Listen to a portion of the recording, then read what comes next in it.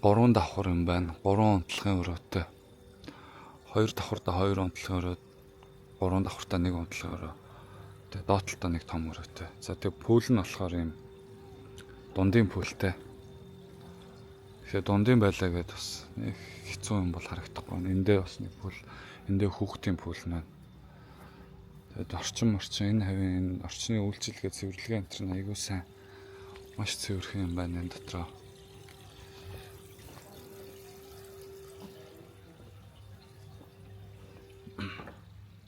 Энэ том зочны өрөө.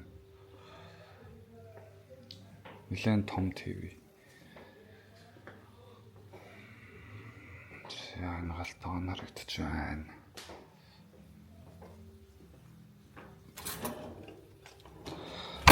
Бүх юм байгаа. Хэрэгтэй юмнууд нь хоол хийх. Сайн дугаалгын одоо 1-0 дэвш гарч 2 унтлагын өрөөг нь харуулъя. Энэ гэхдээ яг сайн цэвэрлэж амжаагүй байгаа гэсэн. Тэгээ орохоор бол илүү сайн цэвэрлээд гоё болгоод өгнө гэж байгаа. За энд нэг унтлагын өрөө ингээд ишигээ шууд балконтой эндээ сууж болно.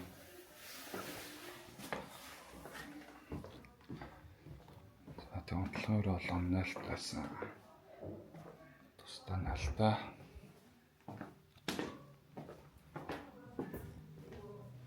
Энэ нэг унтлагын өрөө байна.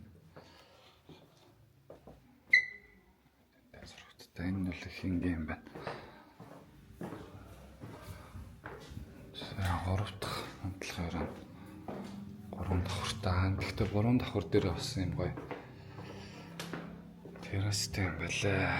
Эндээ бас ингэж сууж болж байна. Үзэгдэх байдал бол их гоё, ингээд гоё уул модтой уулаар ингээд төрөлөгдсөн. Ийшээгээ Камала бич машинаар 5 минут 6 минут яваад орохоор байсан. За тэгээ тэр хүн пүүлээ цэвэрлээд өгч байна. Энэ хуршууд нь энэ хавар ганц нэг Европ хүмүүс харагдаад байлаа. Эндээ их олон сэтэллүүд байна.